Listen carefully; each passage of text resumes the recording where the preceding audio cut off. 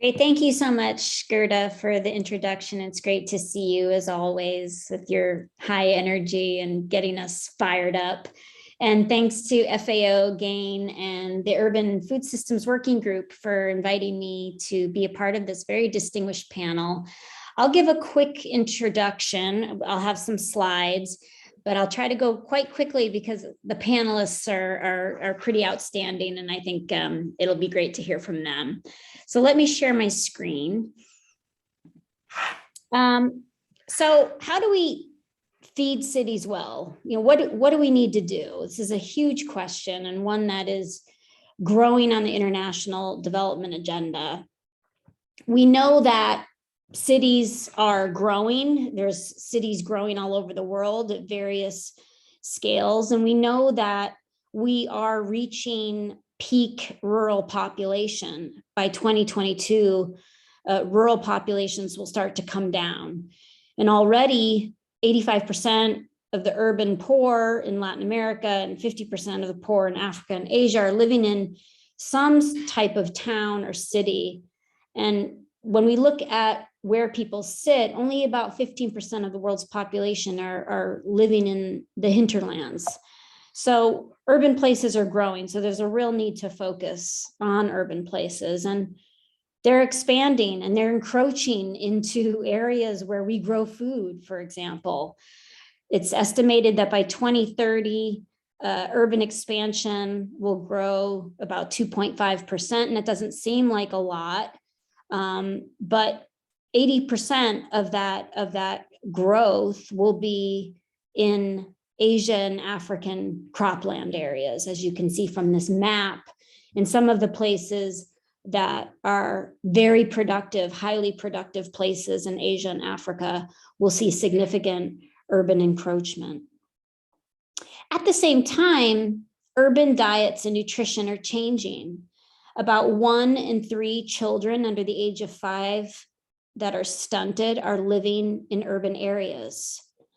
And when you look at this graph here on the right, the top graph shows you different regions by color, the number of stunted children, and below is the number of stunted children in rural areas, urban being on the top. You can see that, of course, rural stunted children is still incredibly high, but urban stunted children is also quite high, and it shouldn't be that way. We also know that many living in urban areas, particularly those in low and middle income countries, are struggling not only with undernutrition and food insecurity, but micronutrient deficiencies, overweight, obesity, and diet-related non-communicable diseases. So many populations living in cities are struggling with double, even triple burdens of malnutrition. And urban populations are consuming a lot of everything. They have more diverse food systems at their disposal, but that can be both good and bad. We know that urban populations are consuming more calories from ultra-processed foods that are high in sugar, salts, and fats, more meat, but also more fruits and vegetables. And many communities living in rural or in urban areas depend on street food and the informal sector to feed them. This is very, very common in places. And I lived in Nairobi, and it was very common to see street food all over the place where people are getting and feeding themselves every day from these cheap informal foods.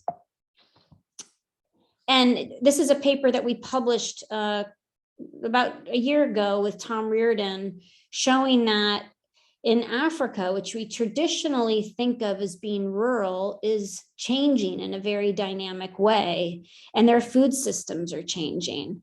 And we can see that more and more people are eating away from home. This idea, this romantic notion that Africans are growing all their own food and feeding themselves is just not true. We're seeing significant increases in food consumed away from home, takeaway food, and again, street food. And that's interesting. It's an interesting conundrum. It can be both positive and negative. But at the same time, with urbanization, the marketing penetration is somewhat unavoidable. And with that, again, comes both positive and negative implications for nutrition and health. One thing that we've done is we've looked across at food environments and the food environments that people engage with, where they go to purchase and process food, is changing. It's changing with urbanization, globalization, and modernizing food systems. We're seeing more formal markets, more fast food markets come into developing urban areas. So while urban residents are enjoying a greater diversity and variety of foods and food sources and food environments, that comes with some negative externalities. And here's a graph from the same paper that we published showing you the growth of fast food industry in Africa. Again, what is traditionally thought of as a predominantly rural continent is becoming more and more urbanized, and we see this significant growth over the last decade of fast food industries coming in to feed Africans. But one thing we need to think about is the informal sector. And a lot of that informal sector is not sitting in these mega cities. They're sitting in the smaller cities and towns, these peri-urban in-between spaces, not totally rural, not completely urban. And when we look across different types of food systems, from very rural, the first bar, to very industrialized, you can see almost up to 50% of the populations with rural and traditional food systems are living in more small cities, these peri-urban places. And in very industrialized, we see about 25% of those populations living in those places. So these places are interesting. They're challenged in that they're informal in their labor, their land, their housing markets and service provision. They face demographic pressures. They have high dependence on transportation for commuting. There's often a lack of spatial governance and planning, and slum formation happens in many of these in-between places. But there's also incredible opportunity to grow food in these places, to link rural and urban centers together, to be these hubs, these networks, to off-site some of the processing and packaging that can't be done in big cities, and then not enough infrastructure in rural places. And there's a lot of examples, like in Kenya, where we've seen women living in peri-urban places feed Nairobi. They have more space, they have more opportunity.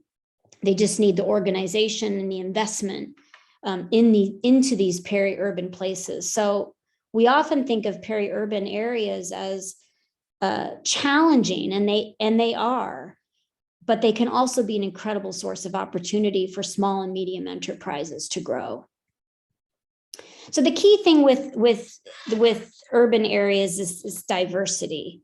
Diversity and density of social media networks, commercial networks and information flows, incredible diversity of populations moving into cities from socioeconomic, age, ethnicities, culture, religion, which makes cities so wonderful. And of course, a diversity of private sector interests and capacities. And urban places are really ready-made environments to influence diets and nutrition. Think about the purchasing power and food preferences of urban consumers. The formal and informal retail sector coming together that feed urban dwellers, particularly the urban poor. The opportunity to really undertake product reformulation, labeling, regulating advertising where food marketing is particularly aggressive, and better local governance and leadership of food systems to address some of those challenges. So the opportunity to change urban food environments is there. And I'll just finish with 9 recommendations, and I'm really looking forward to hearing from the panel. One thing to do is link rural growers to urban areas by investing in rural development and nutrition-oriented agriculture. Rural places will still be important to feed large urban centers. We can't forget about the importance of rural and peri-urban places as being critical to feed urban populations. The second, and of course that can be done through better subsidy policies, investing in infrastructure, investing in market opportunities for these rural growers. The second is to incentivize the in-between spaces, these peri-urban areas, to provide the linkages between rural and urban areas, but they need better services. You know, they need more opportunities for the push and pull towards peri-urban areas. The third is establishing land use, unused urban spaces, and building regulations to promote urban agriculture. And I think one of the most important positive outcomes of urban agriculture is community cohesion. We see that in places like Baltimore. Taking urban spaces, growing community gardens is an incredible point of focus for food justice, social justice, and community cohesion. The fourth is incentivizing investment to improve physical and economic access to retail outlets that sell healthy foods and limit access to outlets selling predominantly unhealthy foods. We can talk about food deserts, food swamps, food apartheids, you name it. There's a real issue around physical and economic access to healthy foods. And urban areas, while sometimes it seems rural areas are the food deserts, we see huge swaths of food deserts in densely urban areas. A lot of that due to historic racial policies like redlining or de-investment in, quote, high-risk areas because of a certain population living there. We really need to change those systemic structural issues to get better access to healthy foods. The fifth is designing green space to promote physical activity. In the nutrition world, we don't talk much about physical activity. We need to be thinking about climate change, nutrition, and exercise. They're super key. And I know Gerda agrees with me on that one. And getting involved with urban planners through design competitions and bids to build better green spaces, build better cities for people to live and thrive in. 6 is supporting social protection programs and public procurement programs that help the urban poor cope with income and price shocks and the pandemic. Those will be key, particularly in urban areas where you can really network in food into these hubs to reach as many people as possible. 7 is providing regular food safety trainings and certifications for informal food retailers, small and medium enterprises, street food vendors. We've got the Singapore's Healthy Hawker program, which has been really amazing at incentivizing these hawkers to sell healthier foods, and they get a certification and it becomes a selling point of their food. And that's such a great pilot example of how you can make that work. 8, developing a food waste plan for all stakeholders, important not only for nutrition, but for climate, and for farmers and producers who are trying to get their food to the market. And last, engaging mayors in crafting local multi-sectoral food policies that consider healthy and sustainable diets. Some of the most innovative food policies in the world are starting with mayors in cities. How do we take what some of those mayors have done and amplify that? And I think we'll hear a bit more about that today. But to me, it's very inspiring to hear about what some mayors are doing to transform their food systems in their cities. And I'll end there. Thank you so much. Thank you very much, Jess Frenzo, and welcome to all the participants who have made it to this event. Jess started us off in setting the scene, and let me tell you, this is exciting because her 9 concrete recommendations can, of course, be sharpened or can be discussed or whatever. But she made already the recommendations, and they will be food for thought and maybe thought for better food, healthier, available, and more diverse. I'm extremely happy to go from Jessica directly to the deputy mayor of the city of Bristol, Asher Greig, and he will tell us about where Bristol is and what his role is and what his campaign has been and how it has contained also healthy and resilient food systems to make sure that everyone in Bristol and around Bristol has access to healthy, nutritious and affordable, safe food.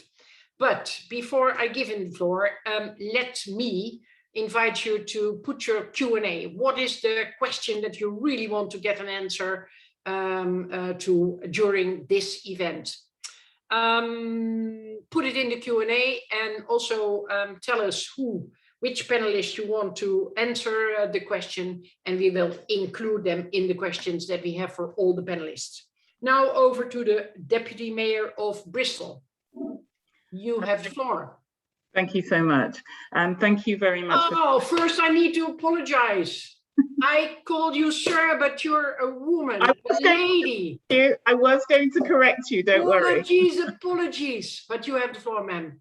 That's okay. So thank you so much for the chance to be here today so that we can share the work that Bristol has been leading on, I should say, as a city, but using our city governance approach, which we call Bristol One City, to really address the need for citizens to access healthy and diverse and nutritious diets, and the development of our own resilient food system here in the UK.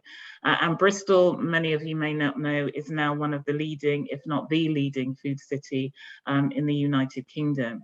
I know I've only got a few minutes on this section, so I'm just going to touch on some of our challenges, the national context, and the work that we have been doing, and elaborate on that a little bit more later on.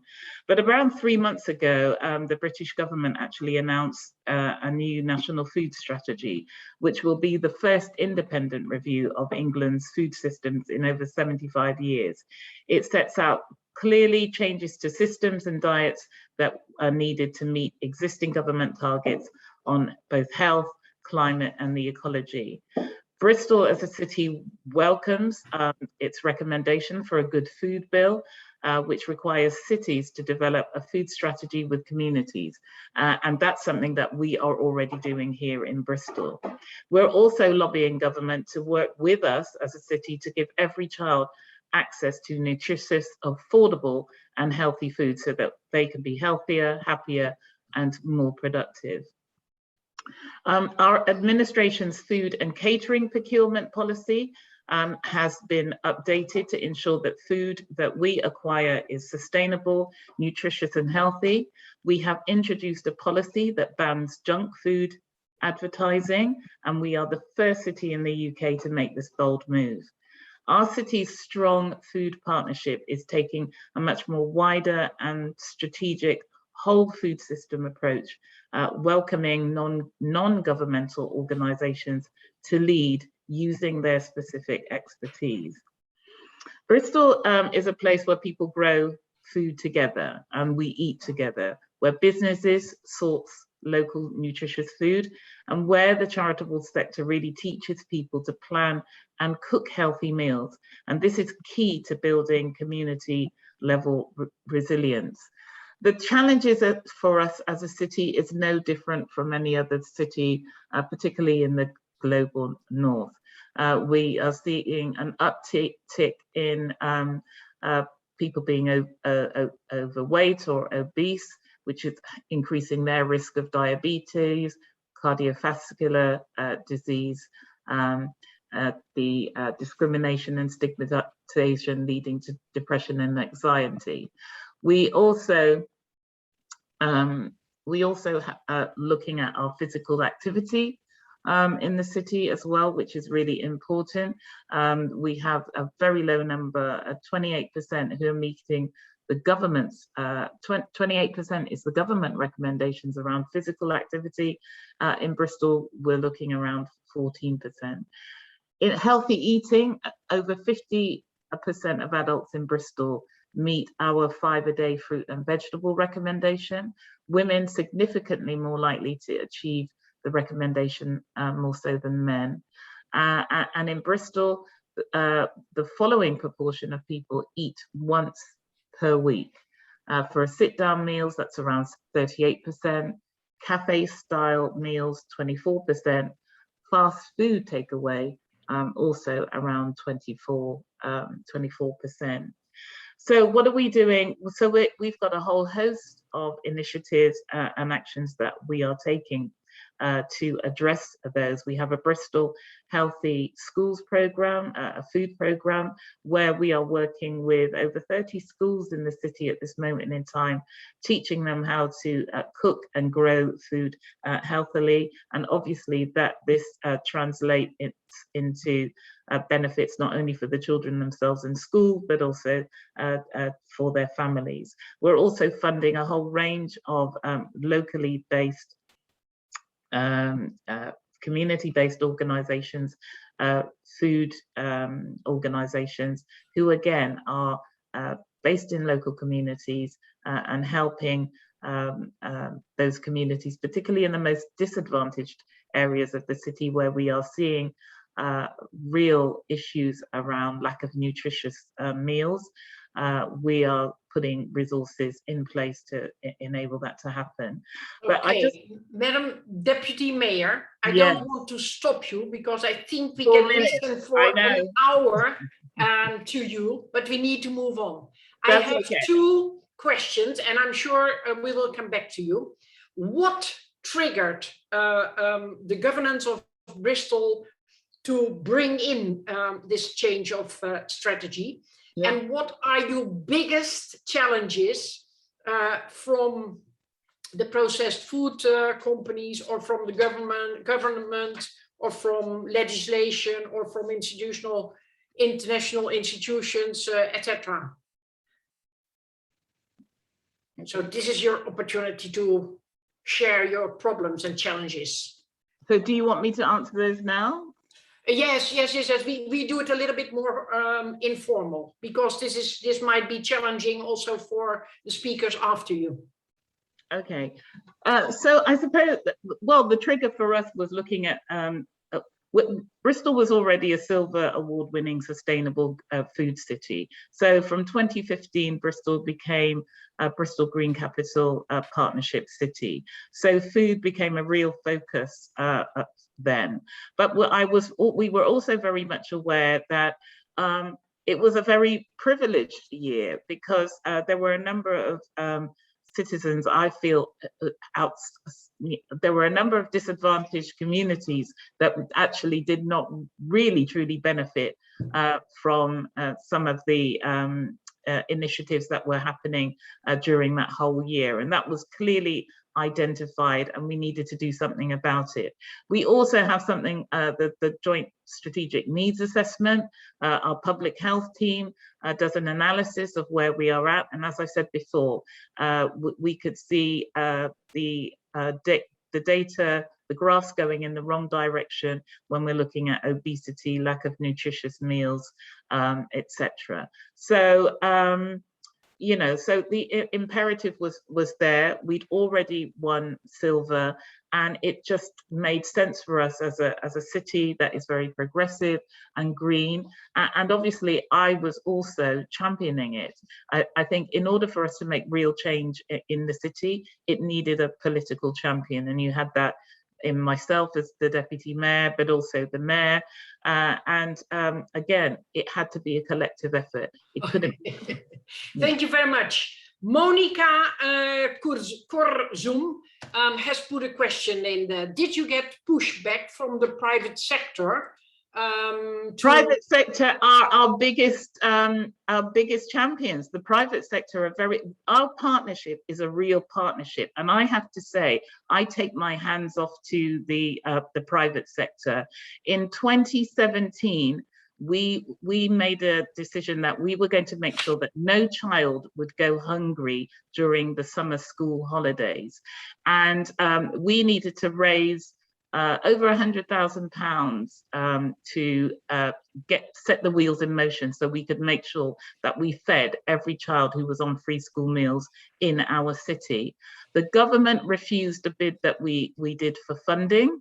And so we literally had less than 2 weeks before the end of the summer term before we could get something in action. And the mayor put out a call, and in 48 hours, the private sector stepped up to the plate, and with some resources that we put in, they put their hand in their pocket and came up with over £100,000. Over 500 people from private sector organisations, their staff, throughout the whole summer holidays, they provided the machine that got all of the packed lunches and the food going. The private sector are our biggest champions. And as I said, we've moved from city government to city governance. The city. Thank you very much, Madam Deputy Mayor. Be ready for the right, because I'm quite sure there will be many questions for you. There are already more, but we now need to move on. And I can imagine that next time you run for mayor, because you're excited about it. I can hear it and I can read it in your eyes. Let us move on to Madam Thompson Farager. She's the Principal Resilience Officer in the city of Cape Town. And Thompson, in your bio, there is an announcement that you are using system thinking and urban metabolism approach to augment a landscape approach, and you work to seek to optimize the latent opportunities at the interface of the nexus to improve Cape Town's food systems. We want to know everything, but especially we're also curious to hear the challenges and why this is happening in Cape Town and not in all cities of South Africa and beyond. Madam Thompson, you have the floor. Great, and thank you for that wonderful introduction. I hope I'm able to elucidate on all of that in the 4 minutes that I have. But firstly, thank you so much for this opportunity. FAO again, Urban Food Systems Working Group, this is great, thank you. So Cape Town is South Africa's second largest metro, and it's home to approximately 4.2 million Capetonians. People who live here live very different lives across an apartheid divided city in one of the world's most unequal and healthiest countries, where 30% of boy children and 25% of girl children under 5 are stunted. This, folks, is double the global average. And it's not just our children who are unhealthy. In the Western Cape, the province that Cape Town is located in, we have some of the highest levels of obesity and NCDs, with estimates suggesting that 73% of women and 44% of men are obese or overweight. Statistics that show a disproportionate effect on Black South Africans. The high levels of obesity in adults isn't surprising when considered against the self-reinforcing relationship between obesity and child stunting. This creates— Thompson, don't speak too fast, because we have interpretation and I will have mercy. Okay. But we also have questions for you. Yeah. Okay, cool. Okay, I'll try and slow down a bit. Right, so these high levels of obesity in adults aren't surprising, because we have the self-reinforcing pattern whereby obesity and child stunting are connected. And this creates what's referred to as a double burden of disease that becomes a quadruple burden of disease when communicable diseases such as HIV, AIDS, and TB, mental health, high crime rates, substance abuse, poverty, high levels of injury and trauma, and maternal and child mortality are added. All of these significantly affect Capetonians' health and their pathways to a better life. The crazy part about this narrative is that the Western Cape has a strong agricultural sector and exports 66% of its produce. So the dichotomy that Cape Town faces is, on the one hand, we have agricultural abundance, and on the other hand, hunger. The question is therefore not one of production, but of access. And access is largely dependent upon employment. Just yesterday, employment figures were released, and using the broad definition of unemployment, 46.6% of South Africans are unemployed. The high prevalence of unemployment forces households to seek social grants, which are helpful, but do not enable households to buy healthy foods, which can cost up to 3 times what unhealthy food costs. Whilst the context is very much centered in the now, the context hasn't improved since the preparation of the resilience strategy in 2018, wherein food security was identified as a significant stress facing many Capetonians. A food systems program was prepared by the Resilience Department that promotes sustainable food production practices and processes across the food value chain, seeks to ensure that no person goes hungry before, during, and after unfavorable disruptions to the food system. It creates an inclusive system that has the capacity over time to provide sufficient, healthy, sustainably, and ethically produced food to all in the face of chronic stresses and sudden shocks. And lastly, positively influences nutrition and health outcomes. Using a food systems lens has allowed for a much broader framing that highlights the direct and indirect role of local government. This came through very strongly in the program preparation, which commenced with an audit of all city actions that could be considered food related. Through this process, over 40 activities were identified across almost all departments, making food very much a local government mandate. Building up off this base, we identified 6 themes and actions and aligned with excellent existing provincial food systems work with support from a strong food systems network of academics and other partners such as the C40 and ICLEI and a city-led food systems working group. Given the program as a pilot and we only launched in July this year, progress is slow, tentative, but we're moving. And we have already prepared our first food report that reflects on successes in food sensitive planning, vulnerability mapping, waste management, humanitarian relief, informal sector support, informal trade markets, research, and building partnerships. Even though we are making progress, there are challenges at a variety of scales. Our city is not designed for health, and people travel great distances over extended periods of time, which greatly shapes food choices. The high prevalence of shopping centers and fast food outlets further subvert education efforts because they're simply more convenient and cheap. They also eliminate the need for personal access to infrastructure for food preparation, cooking, and storage. Addressing these issues will take time, which unfortunately is in short supply. However, at this time, our biggest challenge is unemployment. South Africa's economy pre-COVID was struggling, and COVID has made a bad situation worse. And we can only imagine how the current travel ban will impact employment and nutrition further. These economic realities present challenges to meeting commitments to the Milan Urban Food and Policy Pact and the SDGs, particularly as we are starting from a substantially lower point. Cape Town's deteriorating economic situation will undoubtedly affect our ability to implement programs and projects geared to meet these commitments. But in spite of these challenges, we are optimistic that our food systems work is making an impact, and we are hopeful that the commencement of the new political office will offer more windows of opportunity, deepen our understanding of the food system, and improve our access. Thank you. Thank you very much, Tamsin. How helpful is the national government? Or what are your challenges with the national government? Yes, because you're both such champions. You're so proud of your city, of Bristol and Cape Town. And I can imagine, because I feel the energy here, but don't tell me that you don't have big challenges. Huh? What are your biggest challenges? So, I mean, the way that it's structured in South Africa, which is very different to a lot of the other cities that I've heard from, is that we have very little control over the education system, for example, or the health system.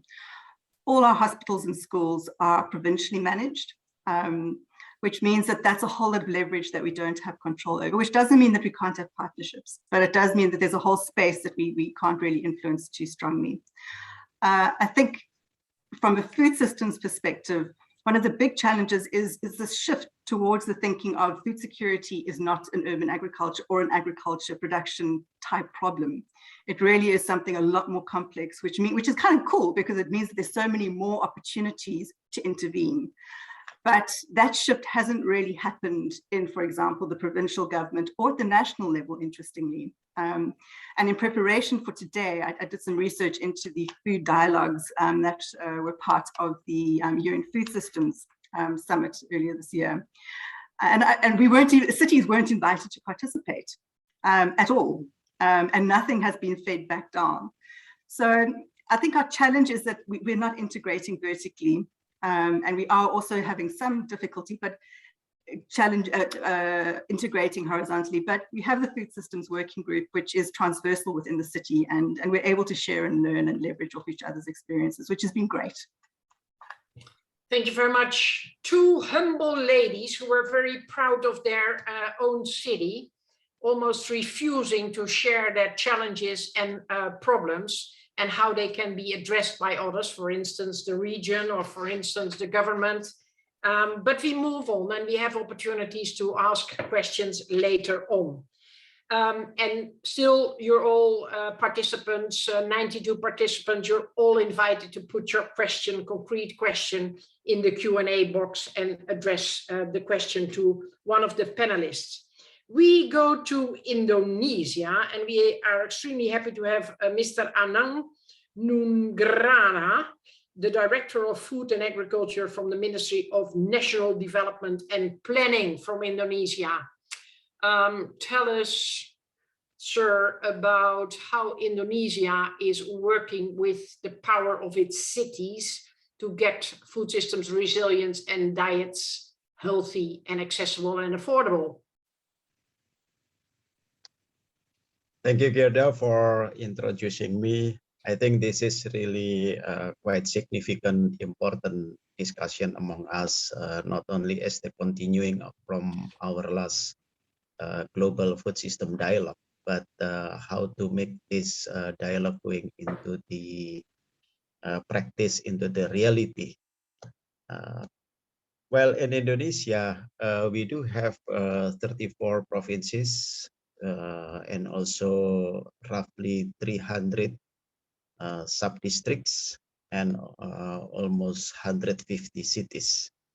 And we recognize that the Indonesia economic transformation is growing more bigger and more urbanized.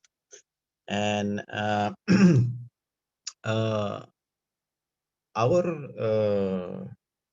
development related with this agro-food sector, starting from 2020, which is the we are developing 5 years development plan for the 2024.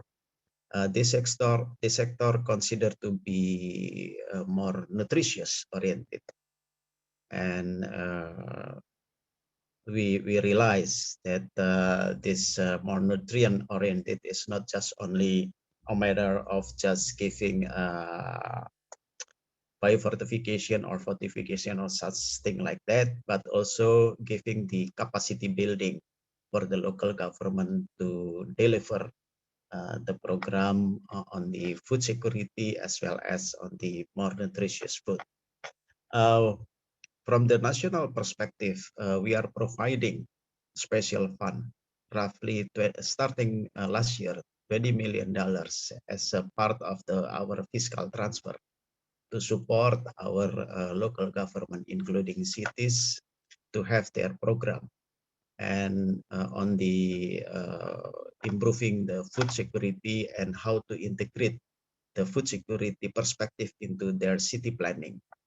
So we do recognize that within up until now, recently as well, that the city planners never consider food or the agriculture into their planning activities. They are pretty much focusing on the physical planning.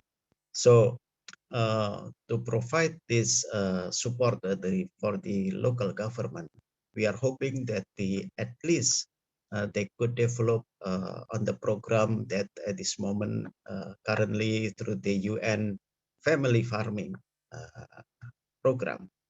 We are encouraging those cities major and also the local government to practice and to find what is the best model, because it's going to be kind of the different model for each type, for every different areas in Indonesia. And the second steps that now we are doing to improve the condition for this is just last August, we are establishing, we call it as a special food agency.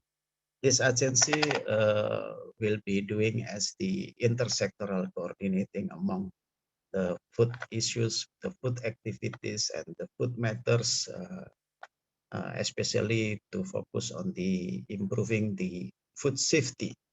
You see that within the city, and also I think is some as mentioned by the several panelists before, the food safety in the food safety system in the local government and also in the most of our city are still weak.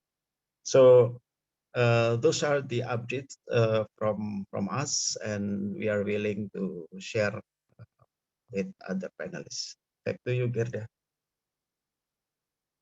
Thank you very much. I'm tempted to ask two questions. Can you mention two cities in Indonesia, and there are many, two cities who in your experience are standing out in already progressing in their city planning and in their healthy, resilient, nutritious food policy? We do have piloting under the activities of what we call it smart food city, something like that, based on the Milan Pact. It is a Solo and Bandung. We are inviting you there. Okay.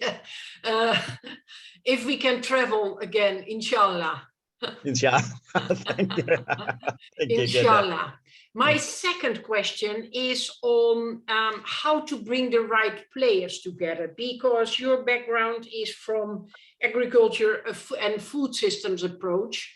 In the chat box, somebody is talking about the difficulty of having the health sector well enough engaged in making sure that the food system is also doing the nutritious part in the right way. Is this also a challenge in Indonesia? If, how are you dealing with it? If not, what is the secret of having the involvement of the health in the food systems dialogues and redesign? We are trying to start with the developing, we call it as the action plan or roadmap within the national level. And then we are inviting all the participants through the multi-stakeholder platform and also more inclusive platform to develop for each cities and the local government. They develop its action plan and roadmap. So I think those roadmap and is kind of the so-called more nutritious food system planning. We are hoping could be integrated together and then could be doing as like a reference for everyone doing on the integration, agriculture, food, and the health system. All right, I'm quite sure that we want to learn more about this, but we do this in the next round. Let me now, and thank you very much, Mr. Anang Nugroho. Good to have you here. Then we go to Dr. Hamid Jalil, and he's a member of the National Food Security and Climate Planning Commission on the government of Japan. Mr. Jamid, please come to the floor and react on the main challenges. How does the government of Pakistan support cities to develop their own food, nutrition and health system so that they can be sustainable and durable also for the future, leaving no one behind? Over to you. Thank you very much. Thank you very much for correcting me from Japan to Pakistan. So, but you're very much involved in Japan, but in the Nutrition for Growth, and this is an event also building up to the Nutrition for Growth, and you're a strong commitment maker. I know it. Yeah, thank you very much. Let me explain my 4 minutes presenting a case study of the second largest city of Pakistan. Pakistan is a nation of 220 million population, and the second largest city of Pakistan is Lahore. It's a story of 20 years. In 1999, 2000, I was director of food security of that city. The population of that city was around 8 million population, residing there, and with a floating population of around 3 million coming from around the cities, peri-urban areas for job, for education and all that. So they were basically using the roads, transport, infrastructure and the food system for that city. The city was divided into 100 union councils, the whole geographical area, urban and rural areas. Out of 100, there was 15 union councils, which were basically the rural union council providing food, vegetables, perishables, and fruit, and the livestock, meat and dairy products for the whole urban population of 8 millions. And that in 15 union council were linked with a green channel markets in different areas of the urban city, around 20 green channel markets, providing fresh direct food from the producer to the consumer without the middlemen. So that was a very good system, and the city was flourishing, and there was no big issues except only the solid waste management in different areas in the markets, vegetable markets. And secondly, the food safety and the storage basically was the issue in the supply chain. Now, after 20 years, I am at the national position of the food system. It's the top national position. Now the situation, what is the situation? The city of Lahore is now a population of 13 million, from 8 million to 13 million population residing there, with a floating population of 4 to 5 million. And now there is out of 100 union council at that time, having 15 union council providing the vegetables and all perishables. Now only 2 union councils are left for the vegetation, agriculture and the perishables. And the whole other 13 converted into a real estate, into the housing societies. Now the city has become a city of bricks and mortars, the buildings.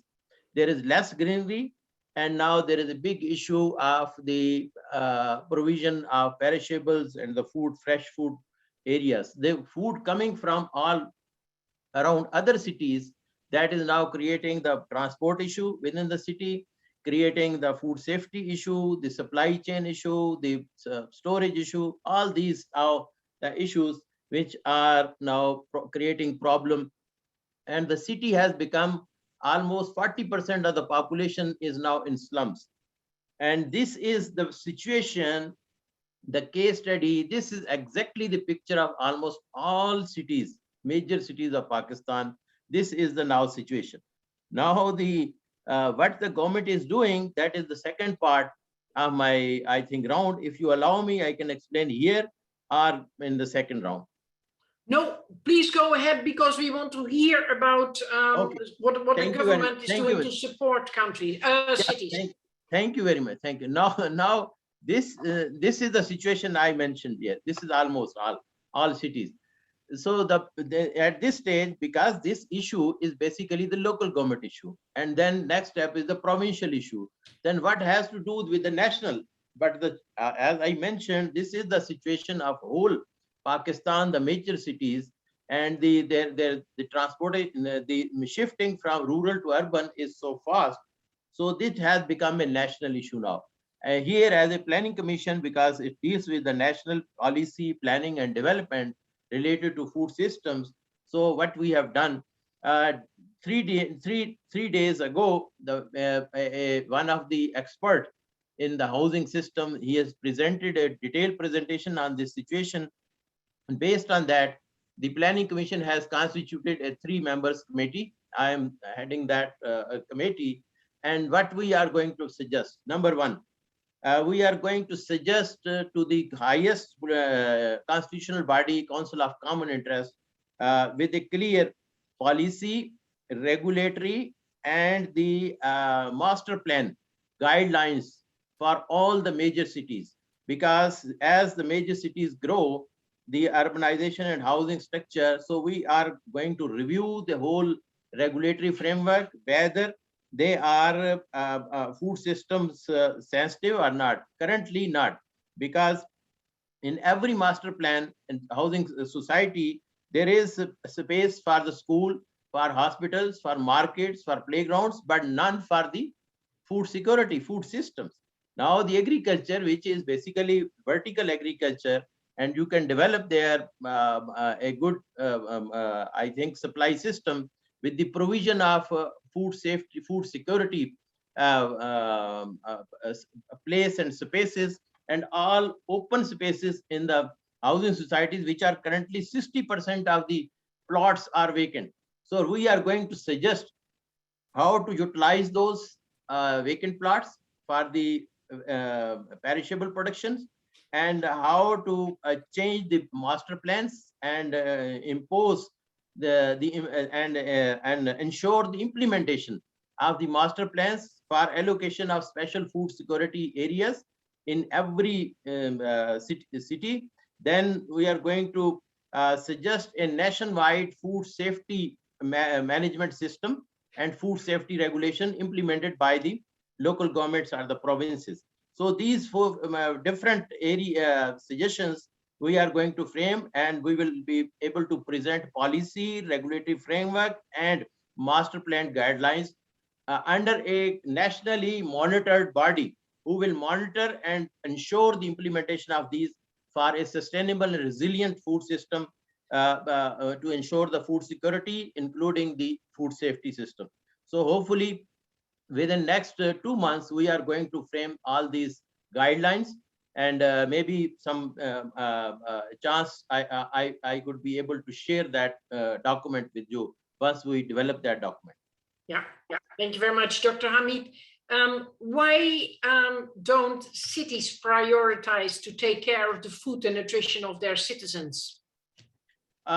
Frankly speaking, this is all political. The politics of in 20 years, the mafias, the housing societies, the real estate, they have become more powerful, and the laws are there, but the problem is implementations, and they can't afford to allocate precious land for the food systems or the agriculture. So they want to consume it for the markets, the plazas, and all that.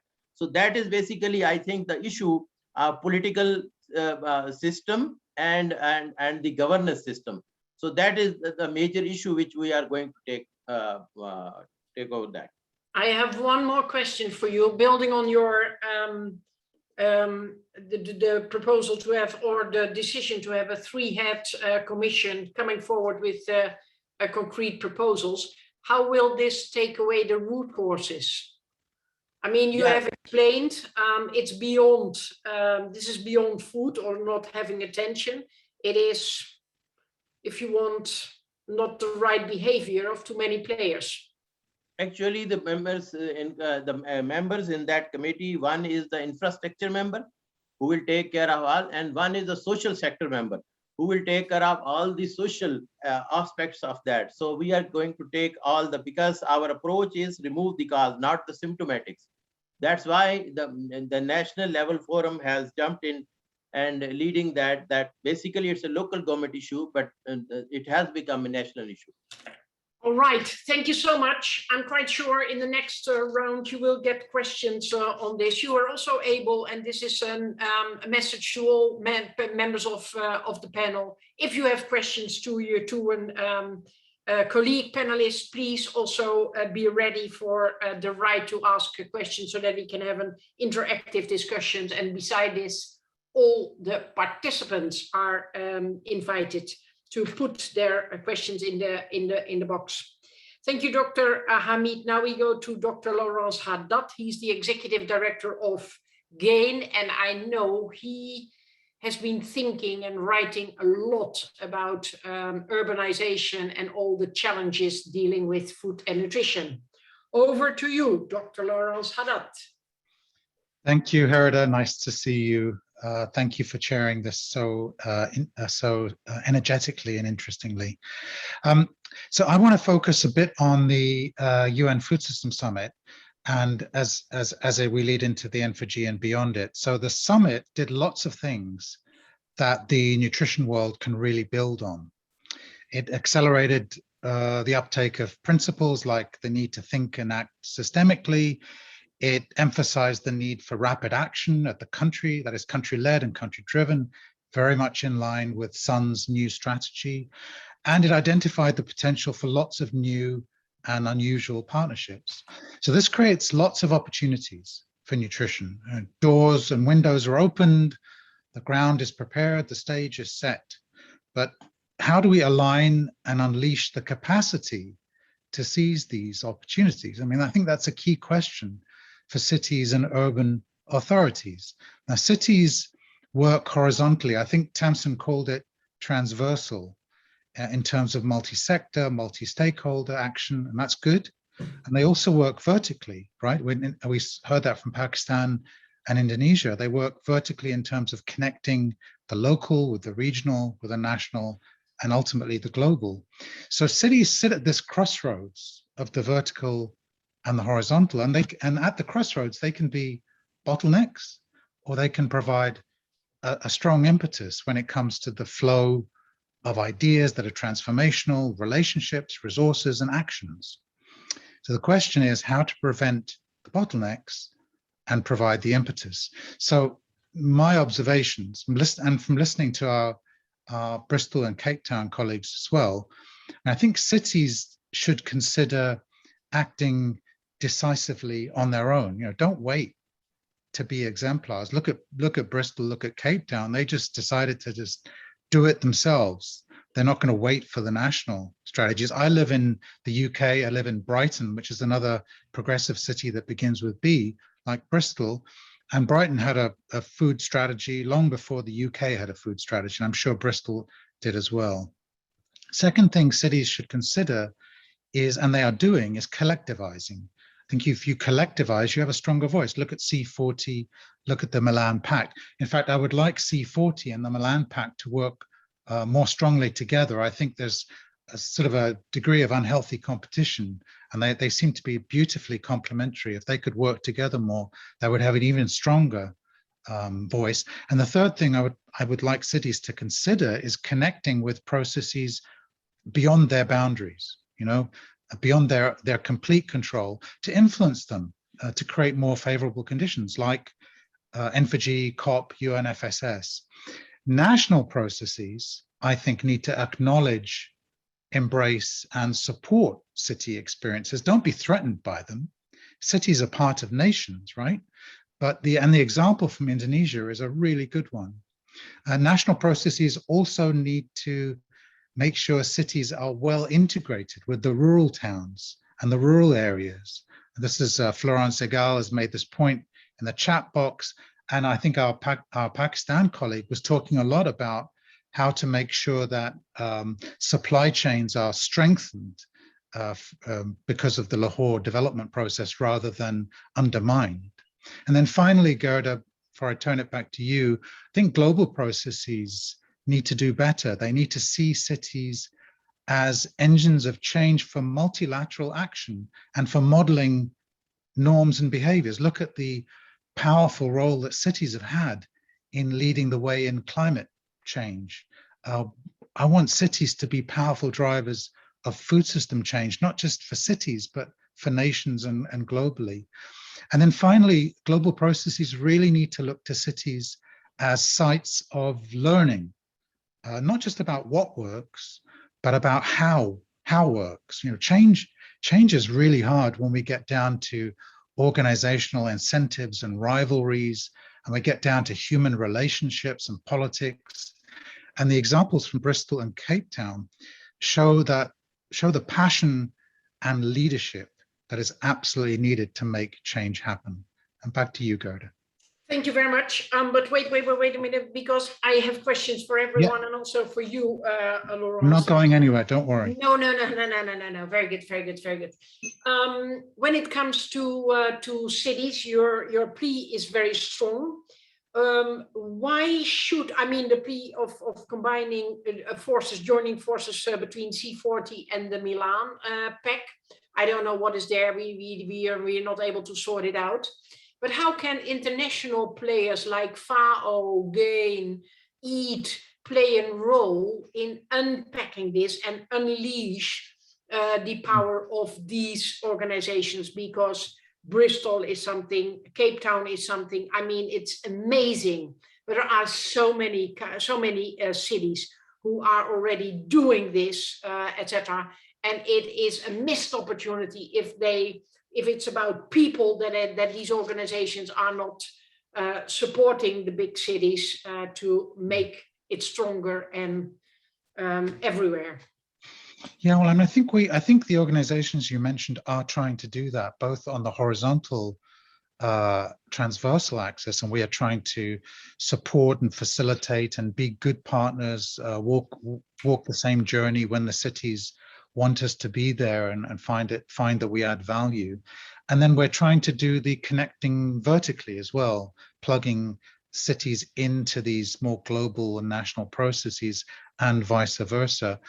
And I think the problem is there aren't enough organizations like ours doing that, and I think we just need more and more to do it. I think if you're working in a city or a town context, it's very tempting to say, well, these global processes are nothing to do with us. You know, it's just all talk and there's no action. We're doing all the action on the ground. But I think that's a mistake. I think there are things that are happening in that global conversation that result in decisions that are ultimately quite constraining or liberating for cities. And I think maybe a small percent of their time needs to be focused on those supra city activities, and organizations like GAIN and FAO and EAT and others can really help. Thank you very much, Laurence. See you back or we will hear from you in the Q&As.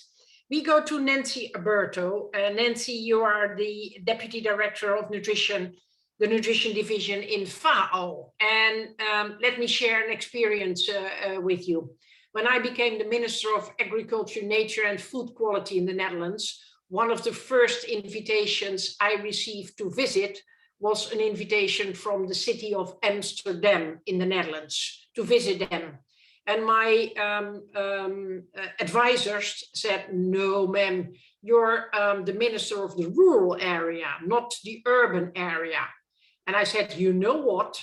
They are reaching out to me to visit them. I want to go them because the urban area needs the city area. Sorry, the urban area needs the rural area and the other way around.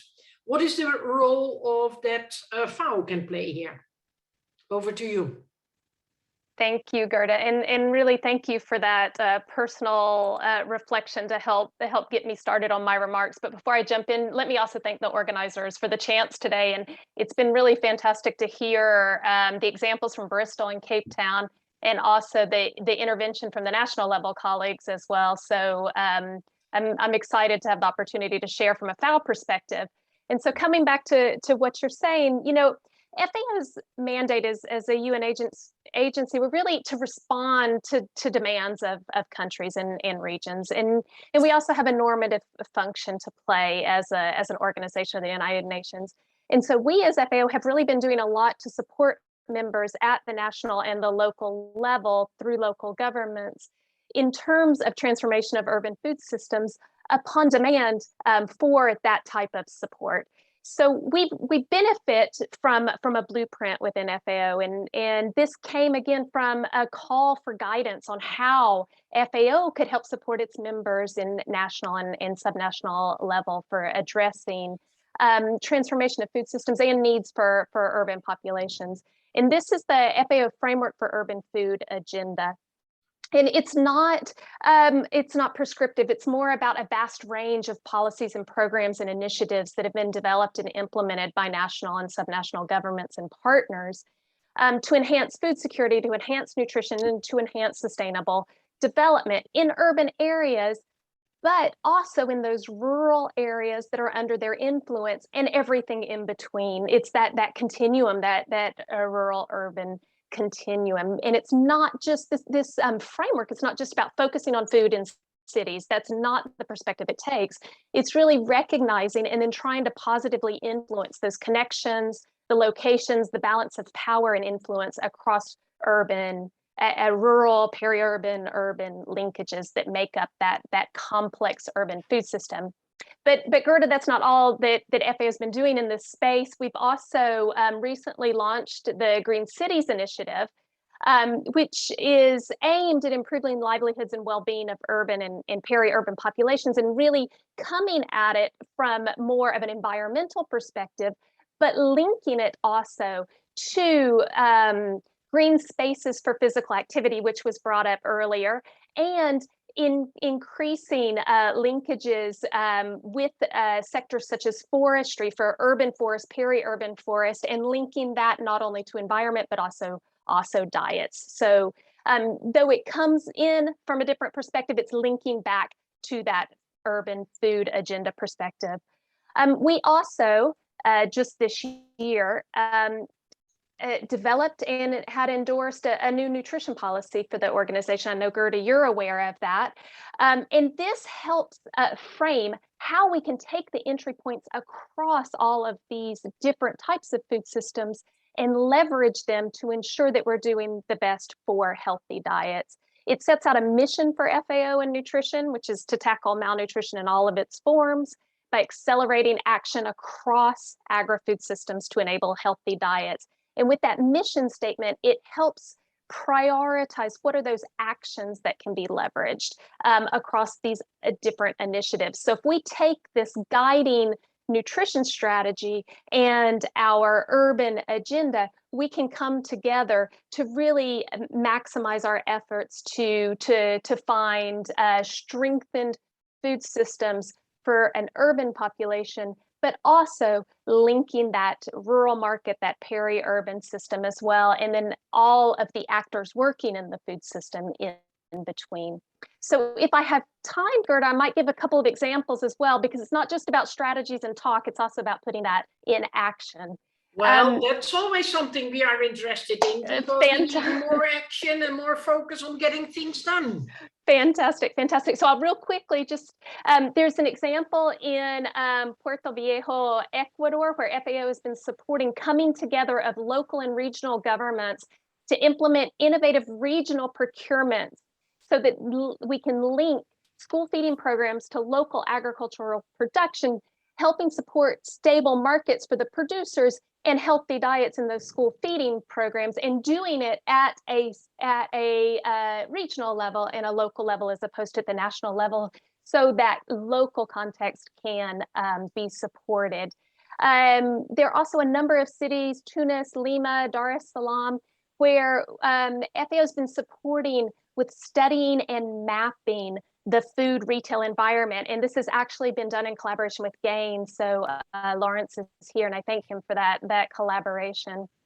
And finally, maybe just one more example. FAO, in collaboration with the World Bank this time, is working again on data, but with authorities at the city level in India, in Pakistan, and in Nepal, to do food system assessments for healthy diets in medium and large cities. So again, trying to bring in some of our expertise around data and normative functions to help support what can be done to strengthen sustainable food systems. So it's not just about those strategies that are documents, it's about taking those documents, Gerda, and really putting them to action. Right. Nancy, I have one question for you.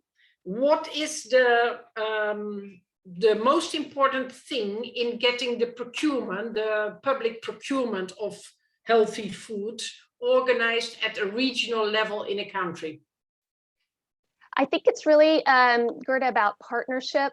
It's about working together to have those local actors part of the decision-making, part of the policy development. So it's not coming in helicopter in to try to replicate a policy or an action in a different region or a different context, but it's about working with those partners at the local level to ensure that the responses are appropriate to the context. And let me guess, one more is who's paying for it? That would always be an important part. Okay, and who should pay for it? Well, this is again, Gerda, is going to be context specific. You're a diplomat and you're supposed to be. We'll come back to this because I can see that Laurence Haddad wants to come in here as well. And I think also others, because this is the conversation. And I first go to Emily Northford.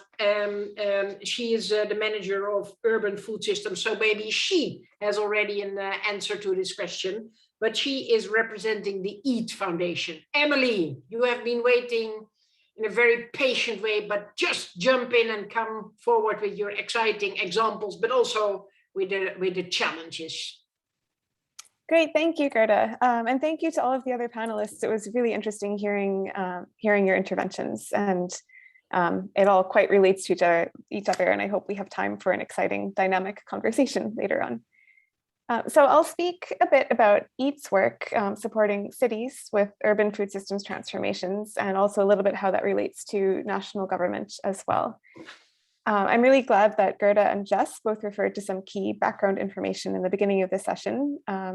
Why does EAT work with cities? It's because the majority of the global population lives in cities, and increasingly the majority of food that's produced in the world is consumed in cities and urban areas. So it's very essential to support city level action to shift towards healthier and more sustainable ways of eating. We also know that many communities experience the double and triple burden of malnutrition, and there are disparities within cities and between neighborhoods, not just kind of looking at urban versus rural communities. And we can also see that cities are doing a lot of work and making so much progress already to address food systems challenges. We've heard 2 examples today. There's so many others. Cities are exchanging learnings and experiences through networks such as C40, ICLEI, and the Milan Urban Food Policy Pact. Cities are making public and kind of binding food systems commitments, and are also getting involved in multi-actor processes, such as the coalitions emerging from the UN Food Systems Summit, which I'm glad Lawrence mentioned. And throughout all of this, we've seen that cities are making a lot of progress on their own, but actions can be more effective when national governments provide the right enabling conditions and when there's more vertical alignment. So EAT is contributing to both supporting local level food systems action and facilitating alignment with different levels of government by working to translate global food systems targets from the EAT Lancet report into action. And I'm guessing most of you are aware that the EAT Lancet report sets forth targets for healthy diets from sustainable food production systems and proposes a planetary health diet that's flexible, plant forward, but not entirely vegan. So there's a lot of flexibility. And this diet accommodates kind of any cultural or geographic context. And we're proposing that following a planetary health diet will ensure that we can feed a growing global population a nutritious diet while staying within the Earth's biophysical limits. So EAT has been helping many different types of actors understand how this EAT Lancet science and the planetary health diet applies in their context. And I'll give some examples of the work we're doing with cities. So we've worked with C40 on developing the C40 Good Food Cities Declaration, which requires signatories to provide a planetary health diet for their citizens by 2030. And we're now supporting the signatory cities to achieve this, and also providing tools and knowledge to help other cities decide to sign on to these commitments. And the Good Food Cities Declaration looks at levers that cities can take to facilitate a healthier and more sustainable urban food system, such as aligning public procurement with the EAT Lancet recommendations, encouraging a shift in consumption throughout the city, so that gets a lot into kind of some food environment work, reducing food waste, and also developing a multi-stakeholder policy or strategy to achieve these points. So I think it also is quite aligned with the 9 key recommendations that Jess shared in her keynote presentation earlier. And there are 14 cities from around the world that have signed on to this so far. They have to report their progress every year. And there are a lot of examples of kind of great initiatives that these cities are already doing. Give us a few examples of the challenges these cities are, because so far it's all helpful, etc., but it's all paper. Now we want to hear reality, the 40 cities. Challenges, okay. What are the successes? What are the challenges? And how can we tackle, how can we learn from it? I'll mention a couple of the overarching challenges and then give one more specific example of how we've been helping a city overcome some of these. And Hopefully that'll provide more kind of action-oriented insights. So overall, I think the cities that have signed the declaration know that they're committing to this. Some of the challenges have had to do with data and measuring. How do you know that you're having the intended effect from your food systems interventions? How can you shift diets beyond public procurement? So a big focus has been tackling the complex challenges of what types of food environment interventions can your city take to change the way the general public eats.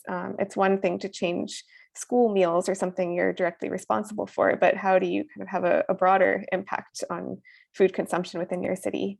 And also that's a big data question. How do you get good data on what food is being consumed in your city beyond public procurement? So I think measuring the results and getting into kind of what's beyond the city's official jurisdictional control are some of the challenges that have been faced. And then for some of the cities that have not signed the declaration yet, we have heard challenges of kind of the framing where it can be perceived as we're asking for a reduction of food. And in contexts where food security and nutrition are very big concerns, we want to make it clear that the Eat Lancet recommendations do not eliminate kind of nutritious foods. And in some regions, you can increase meat consumption. So that's a big topic that's still being unpacked. If I would ask you, Emily, who do I need to call in a city to get a city attracted to sign up for this? Who should I call? The mayor, the deputy mayor? That's also a good point. C40 cities, it's kind of mayor level commitment. The mayor decides that this is a priority and commits to being part of the C40 food systems network, and signing the declaration is a high level, mayor level political decision. But often the city officials that are working just in different departments can come with kind of tools, and if you have good data, but who is leading? Evidence. Who is leading? Who should I call? I shouldn't call the mayor, because the mayor said, brilliant, but I first need to have something to sign and to shine before I step up and step in. That's also something where I think maybe our colleagues from Bristol and Cape Town can jump in, but it's context specific. So that's the tricky thing about working with food in cities. Often city governments are not set up with a very clear agency within the local government that has a mandate to work on food. So sometimes it's the health department, sometimes it's an environment department. And that's also something with food that Nancy mentioned briefly, I think, that you can come at it from so many perspectives, and you can come at it from an environment or climate motivation, or from a nutrition and health motivation. So it varies quite a bit depending on the individual city. Thank you very much. Thank you very much. And thank you all. I mean, we are doing great. We have messed up a little bit with the agreed way of working in this panel, but we're doing great, because we have right now, but what is it? 40 minutes for discussion and Q&A. And to do so, I would like to invite all the panelists to raise their hand if they want to ask a concrete question to another panelist. I would like to invite the audience to put something in the Q&A, not in the chat box, because the whole world is now in the chat box, on also things that you can look at later, fine with me. Concrete questions to tackle some challenges here, and to get clear guidance on the way forward, how cities can play their role, and how they are in conjunction and in connection with the rural area, with the region, with the national government, with their own citizens and consumers, of course, with the private sector, etc. Let's talk progress, let's talk action, and making this progress into the right direction to get resilient food systems in cities, and healthy and affordable and nutritious food that is well available as well, of course. Before I don't see hands, I don't see questions in the Q&A box. I recall that there was a question for Madam Asher Blake, Deputy Mayor, on what multisectoral city players and actors and public servants can do to drive the agenda within the city. But I would like to ask you, please answer this question, but I would like to ask you if you would be appointed in Downing Street 10 to replace Boris Johnson for only 3 days, what would you change in policy in the UK to make it more possible, better possible for cities to support their own people and to strengthen the connection between cities and the rural area to produce and consume and work together also in a sustainable way? Okay. Over to you. Well, thank you so much. What can I do in 3 days? Well, one of the things that I think I would change is the way in which we devolving more power down to the city governments. I think one of the things that I found in all of my visits to many of the cities in Europe over the last 4 or 5 years is because clearly your structures are very different. Your mayors have far more power than we have in the UK. And so that, for me, I'm quite envious of that. So lots of people will come and say, oh, Marvin, Asha, why can't you do X, Y, and Z? I have to keep saying, you need to go to the government because we can't, certain decisions we can't take for ourselves. But I think in terms, and that can be on a whole range of different fronts, but we need the resources, we need devolution of power. But as I said before, we didn't need to wait on government. If there is a will, and there was a will, because I was leading on public health, so I was seeing the data in terms of what was happening around obesity and nutrition and children and adults in our communities. As I said before, we'd already become a silver award winning, and it just made it. I'm very competitive anyway, so when I was told, well, Asha, there's an opportunity for us to go for gold, I said, we're gonna do this. So you do need to have someone who is going to champion this. And then I recognized that. But who is the champion? You were the champion. I was the champion. I was the champion, and the mayor was the champion by default. So yes, I am still the champion of food in our city. The chief executive of our council is the champion of food for the organisation. And it's respectively the same in many of the private and public sector organizations that we work with. So explain me, one more question, I have hundreds, I told you.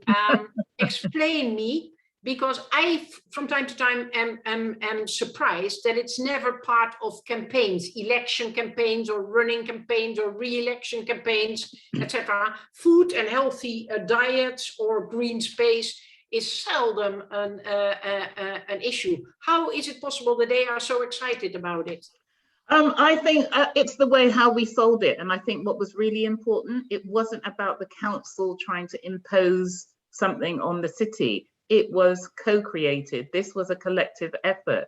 You know, I may have been leading, but I would actually say there was a whole raft of leaders from across the sector, and they were stepping in those spaces. And I think again, we have the infrastructure of the one city plan and one city approach. So as the deputy mayor, I could say to Marvin, okay, at the next city gathering, we have something called an offer and an ask. And the city is invited every 6 months to vote on the priorities that they feel that they want to challenge collectively as a city, out of all the many challenges and the actions that we have. And in 2019, just before COVID broke, we said we want to deliver a sustainable gold city, which means that all of you have to back us and get behind this and promote it.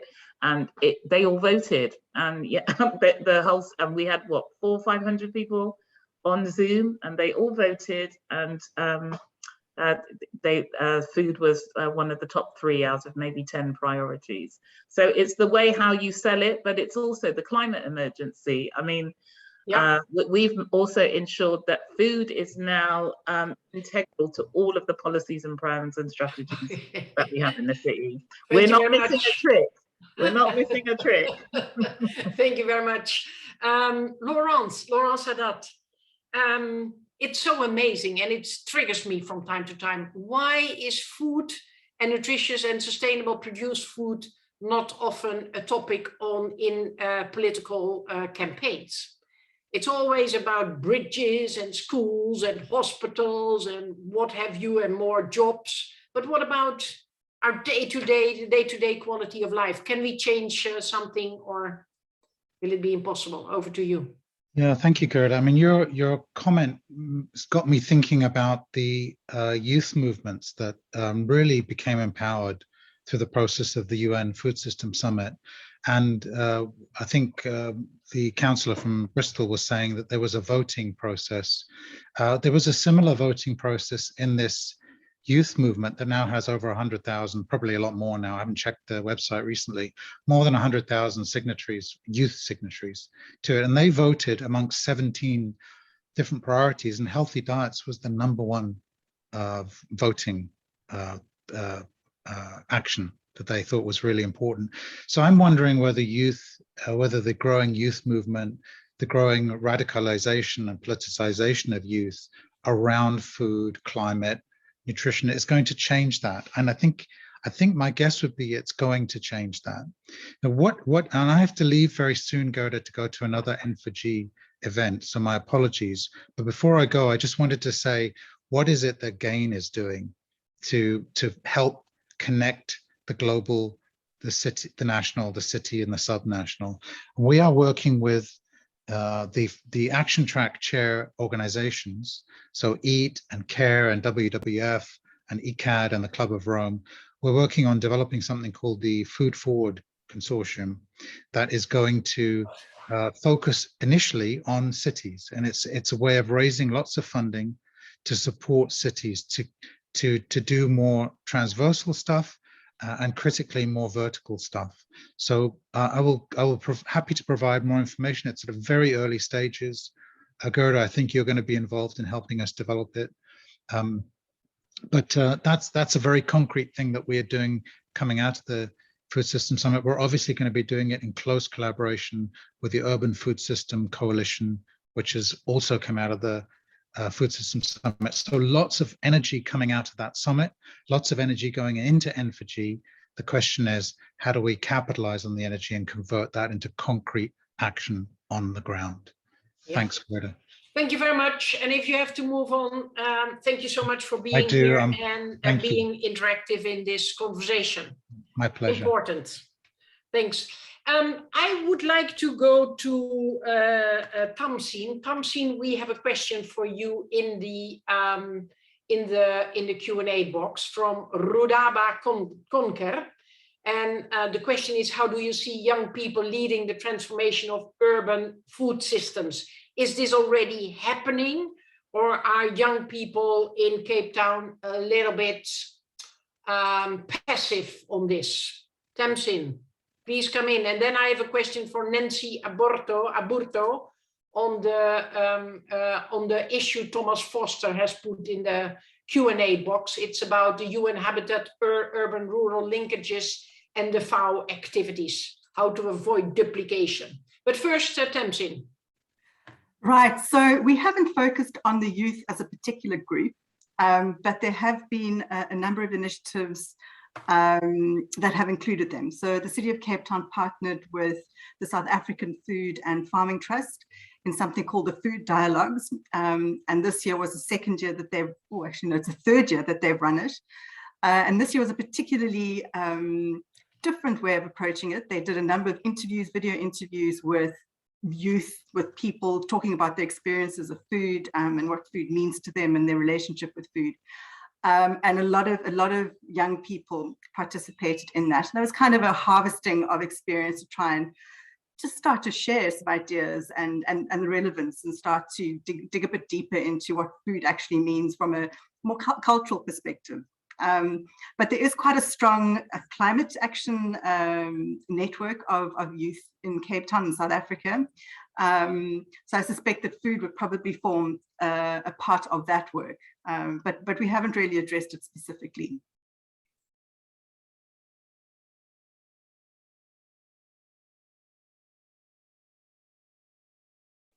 You're on mute, Gerda. Thank you very much, Tamsin. I'm tempted to elaborate a little bit why so many young people are active in the Food System Summit, because healthier and nutritious food, accessible and affordability, can also help to deal with the equity and equality between girls, boys, men, and women. And this is something we have not raised, but it is a crucial topic to tackle. And for that reason, I'm extremely proud, because they want to grow up as a generation that is ending this equality and this gender-related discrimination, where women eat last and least, even if they do the whole house, taking care of the whole household, and of course the reproduction, etc. And there is a moment that we as a global society, or countries or cities, should tell everybody this is a shame and should become part of the past. But I'm only the moderator here, but from time to time I also have my emotions. Nancy, can you elaborate a little bit on how concretely, don't explain what UN Habitat is doing, etc., but how are you bringing the two initiatives together, because they are already around for quite some years, I recall. How do you bring them together to concretely support cities? Yeah, fantastic, Gerda. Thank you for the question. And I guess I have a two-pronged answer. One is talking about ensuring we're leveraging our comparative advantage, our collaborative advantage, and that's really where we invest in governance, both in nutrition governance and also food systems governance. And you know, we've as UN agencies, we have UN Nutrition as this coordination mechanism. It's open to all UN agencies that aim to mainstream nutrition, and it's a space that we ensure that we're working well together as UN agencies and synergizing our work as opposed to stepping on each other's toes. And I know UN Habitat sometimes joins us in those conversations, and we find space there to ensure that we do the most we can in capitalizing on a collaboration. Now, specifically FAO and UN Habitat, we also have an MOU where we spell out action to work better and maximize our work together. And then what we do together as well, coming out of the Food Systems Summit, FAO and UN Habitat, we're both part of the Urban Food Systems Coalition, which we've touched on once or twice so far today. And in this coalition, I really see this opportunity here for us to work across all levels of government, city and local governments at the heart of that action, and ensure that we are coming together in support of national governments, so that include the city and the local partners in the process of implementing their national pathways, those national pathways that were built up to the Food Systems Summit for Transformation of Food Systems. And so I really see an opportunity there, and we've touched on it once or twice, but I really think that this sort of informal multi-stakeholder urban food systems working group that's been building up and brought us together today has really can be the tip of the spear moving forward to leverage how we can work together and use this coalition to its maximum. You know, the build up to the Food Systems Summit was really valuable in itself, and today in the the build up of the Food Systems Summit, but events like today and the Nutrition for Growth allow us to ensure we keep that momentum moving. And this coalition around urban food systems, I think, is one way we can do that. So specifically for FAO and UN Habitat, but also for all of our partners that have come around the table today. So really invite us. Yep. Thank you very much. Now I have a question, and it's a little bit of interaction between Mr. Nugro and Mr. Jalil. And I would like to both of you to respond. The first is to Mr. Nugro.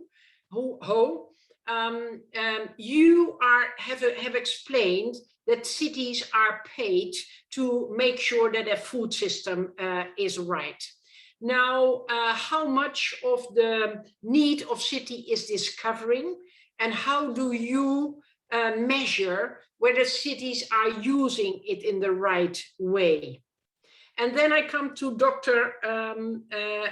Hamid Jalil, and I would like to ask you if you were given the opportunity to visit Indonesia, to learn from them how to build this city or how to encourage this city. What would be your main asks? Okay. Oh, thank you, good. You have the floor, yeah. Okay. Thank you, Gerda. Well, actually, the encouragement for the city dealing with the food security in Indonesia is still in the initial steps, because as I mentioned to you that previously all of our city planning and city planner, they are not having a quite significant understanding or significant comprehend or significant information regarding how to contribute the food security into their local development. So I think even we are in this in the stage of initial stage, then our measures, our measurement to deal with this is we are giving them the opportunity to develop so-called family farming approach to deal with this situation. So we are still evaluating this progress, but we are hoping that if we are dealing with this family farming, I think it's the things that we are hoping that would strengthen their food security surrounding on their activities. Great. Thank you very much. Then we go to Dr. Hamid Jalil, please. Okay, I think I would be eager to learn from the Indonesian experience, and especially the areas where we are weak. That is the area of governance, the local cities, housing structure, real estate, and versus the governance system. So, what is your system? That how do you manage the private sector in developing the housing societies, infrastructures, and balance with the food system, food resilience systems, your policy, regulatory, and your governance system? So how do you manage the strong private sector if it is led by and supported by the political systems? Then how do you manage it? I think this is a critical question, eh? Mr. Nogro. Yeah, I think it's also part of the most challenging situation within the Indonesia. You see that most of our the activities mostly led by the government at the first stage. Then the private sector is will be following further, and the situation within our cities progress in Indonesia is mostly the private sector still in the condition of the SME type. So I think even for the food sector as well, we are still in this SME type. But the some of the large company is also getting interest with this program. So we are still. It's also a big challenge for us to bring the private sector into this food issue. Yeah. Thank you very much. If I were both of you gentlemen, I would say, okay, give me your phone number and let us have a call, because I really think there is something to exchange there and maybe to learn. And cross collaboration is also something that we should, but it's only an advice, but I would certainly make sure it would happen. Thank you so much. Let me then go to Florence Egal, who has raised her hand and wants to ask a question. Florence, you would do yourself and others, all of us, a favor if you would address the question to one of the panelists who is still here. Florence, you have the floor.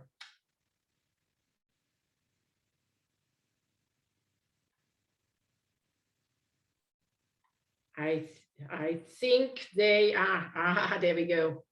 I think the technical people. Yes, I'm sorry. I'm Yeah. sorry, Gerda, and I apologize. You actually answered my question. Was I believe that scaling up nutrition has a key role to play concretely in what we have been discussing for the past hour and a half. And I understand very well that you're a moderator and you cannot answer on this. So I hope we will be able to engage with other Sun actors, because I believe it's very important. In the cities we work with, we sometimes find some very interesting projects on nutrition, and when you ask them, do you link with Sun? Well, there is a strong, there is a big gap to bridge between city level and national level. They don't necessarily hold each other in a huge amount of respect and cooperation. And I think that's very, very important. I also believe links of cities. When I attended the Urban Food System Dialogue in northern Ghana, clearly the opportunities and constraints of those cities were much more similar to the cities in southern Burkina Faso than with their capital city in the same country. So I think we need to get much more exchanges among cities that face similar geographic and economic and cultural context. Thank you, Gerda. Thank you very much for taking the floor. Oh, sorry. For taking the floor, Florence.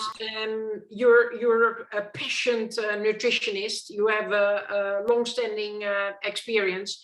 And I'm tempted to start to speak about the Scaling Up Nutrition Movement, a country-owned, multi-sectoral, multi-stakeholder initiative, of which FAO and GAIN and Pakistan and almost everyone is a member or a strong partner of the Sun movement. I won't do it because today my role is to moderate the issue, but I would like to hear from Tamsin and from the Deputy Mayor a reflection on the connection, the bad connection from time to time between cities and the country level. And not a confirmation or what, but what can be done about it? Because one way or the other, Bristol is in the UK. In one way or the other, Cape Town is part and parcel of South Africa. And then, and panelists, be prepared. You get 1 minute each to make your closing remark, something that we all need to take home after this event and preparing for the Nutrition for Growth Summit. Tamsin, let me go to you first. Great, thank you. What I think is really great about this panel is you have the political level and then you have the administration, and we have very different views on things. And Deputy Mayor, we steered clear of the political champions of the city of Cape Town. Food is so political. We're like, let's just get our thoughts together. Let's see what we can do under the radar before, taking it out there, because the moment you do that, it goes political and you also lose control over it. And if you have a particular idea, if it's a food systems idea, you need to make sure that whoever's going to be driving it has the same vision. And we've actually ended up in the city of Cape Town having a political champion who thinks that food systems is agriculture and food gardens. So it's a little bit of a tricky space to navigate. And I think, what we did was try to figure out what we can do within the mandate that we have, and not look beyond, to national government. National government, things just get complicated, and we really wanted to get running and get things on the ground and see what we could do before, escalating it. And we've worked really closely with our provincial colleagues who, they had a food systems program or strategy before we had one. So we were able to leverage off their work. So there's a lot more alignment at a provincial level, which I think you guys refer to as the regional level. And, when our work in 2 years, because this is a pilot, and when we find those intersections with national that we need to interrogate and explore more, we'll do that after that, towards the end of the pilot, which is another reason why pilot is so great, is because you can kind of feel your way without being too specific, and you can make mistakes and use it as a journey rather than as a, we have to do this and this is the way we're going to do it. Thank you very much. That would be my politics. Yeah, food is politics. Prepare for your final statement of 1 minute. But first I go to Councillor Escher, Madam Deputy Mayor. Food can definitely be political. And I just go back to the point that I made before, because remember, Bristol is a very progressive city. We have an extremely progressive mayor and a progressive food movement. So when we were elected in 2016, you know, the food movement was already kind of, you know, kind of had a huge range of support and a very loud voice. And their voice was more than very convincing for me. And I think because, again, government wasn't even looking at the whole issue around food systems. So we just got on and did it ourselves. But as I said, most importantly is that we will lead from the front, but we will also we co-designed everything that we did. You know, it wasn't a case of I may be the deputy mayor of the city, but actually our whole gold award was down to everybody, hundreds and hundreds of people across the whole city. And so I think that the government will learn from us. They can only learn from what we've done. I like it. I can see you running for I am not going to.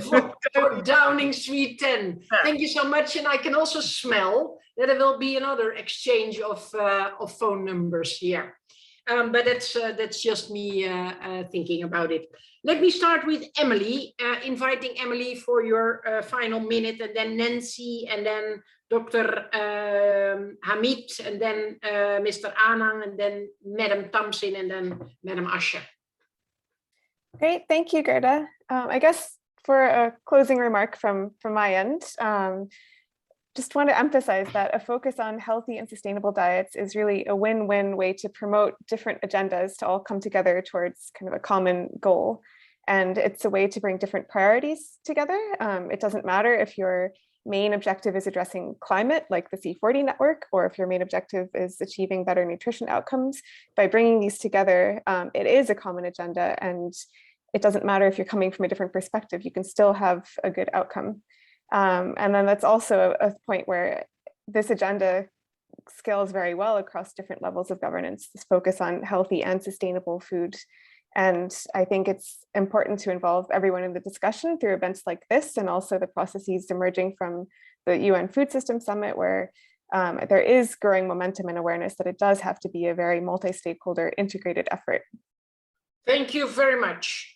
Before I go to Nancy, let's not create a headache for the interpreters or the people listening through a different language, because don't try to speak fast to squeeze more in.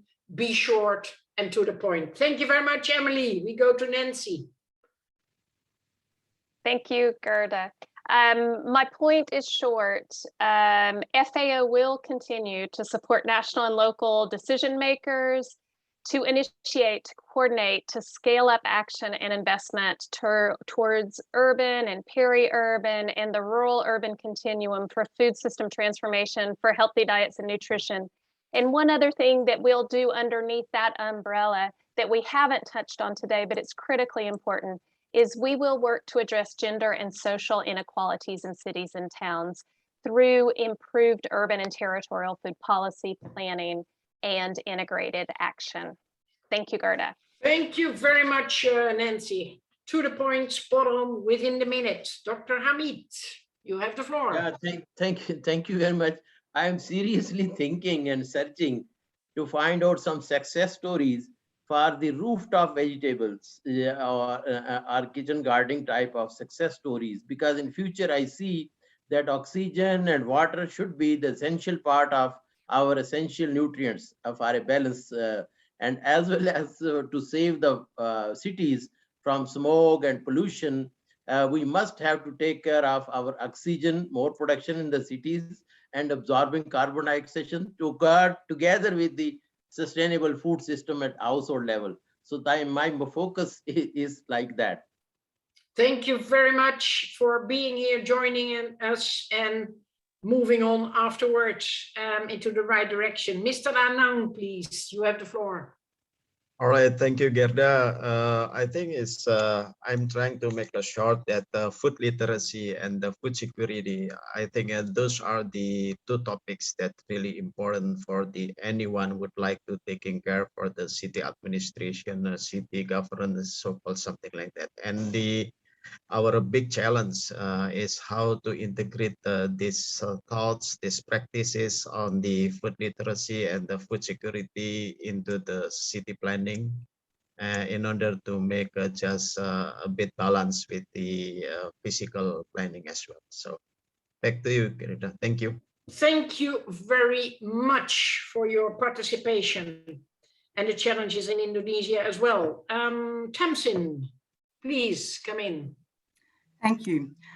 I've just been looking at the chat and there's discussion about silos and whatnot. And you know, what we're doing here is looking almost in a silo because we're using a particular lens in order to unpack a particular topic. And it would be great if we could reintegrate this concept of nutrition and food systems into a healthy city, which then starts to overlap with some of those ideas that Jess was talking about right at the beginning of public space and Dr. Jalil was talking about in terms of gardens, you know, roof gardens and whatnot. It all interlinks in some way. And I think it's important to constantly, you know, weave it back and look at what you've got and see if it still makes sense. And I do have to say that, you know, I agree also with Florence's point about, you know, clustering cities who have similarities. I've been in a number of conversations where I haven't been able to take anything away from them because our situation in Cape Town is so different. So I think if we're going to make value for cities to participate, we need to make sure that we're curating those spaces intelligently and taking note that, you know, global South cities have very different problems to global North, and we can't lump everyone together. There has to be a recognition of that and a different approach in order to respond sensitively so that we have outcomes. Otherwise, we're just going to be talking. Thank you. Thank you very much. I like this one. Don't continue to talk. We need to act as well. Asher, please come in. Okay, thank you. Thank you so much. So finally, I just wanted to say, just like in the Sustainable Development Goals, our approach in Bristol is a really, you know, social, environmental, food justice. It all goes hand in hand. And our food work has really highlighted the complementarities that exist within a lot of the programs that we have at local level relating to, you know, protecting children and young people, encouraging young people to help eat healthily and use surplus and local grown food.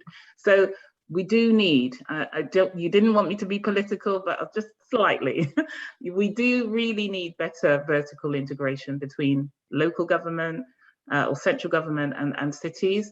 And that, as I said before, means more resources and autonomy. But Bristol, as I said before, we're a progressive city. We cannot and have not afforded to wait on our laurels and waiting for government to play catch up. And I am more than happy to share in our journey with colleagues who are on this call today, because I think what I will say is that I learned from other cities. You know, you gave me, the other cities kind of gave me the impetus to really kind of go for gold, which is what we did. And I've taken some of the really good practice from other parts of the world and brought them into Bristol. So yeah, you need a strong food partnership, and it can't just be from cities alone. You have to co-create and co-produce a food strategy that will work for your city. Thank you very much, Asher. Ladies and gentlemen, this brings us to the end of this event. I need 2 more minutes because we started a little bit late to get all the participants crowded in.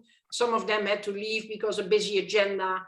but bear with me, I think we owe the organizers a big hand for organizing this very interesting and interactive event.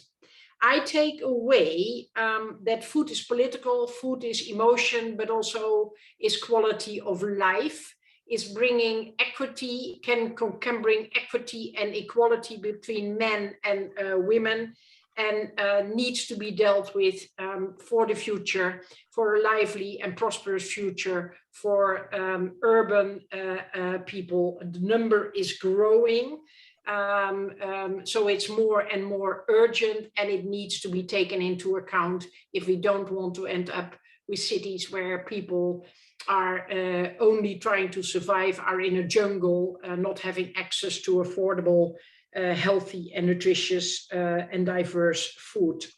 So whatever, no one city is the same. So take it from the city perspective and learn from others. Exchange, look at the opportunity, look at the diversity, and learn from each other, listen, etc. That's not only something that is here for cities, it's also for countries, because we have heard from Indonesia and Pakistan that there are many challenges that they are facing themselves, and they might also be able to exchange and learn from each other, which is a good principle, by the way, also of the Scaling Up Nutrition movement.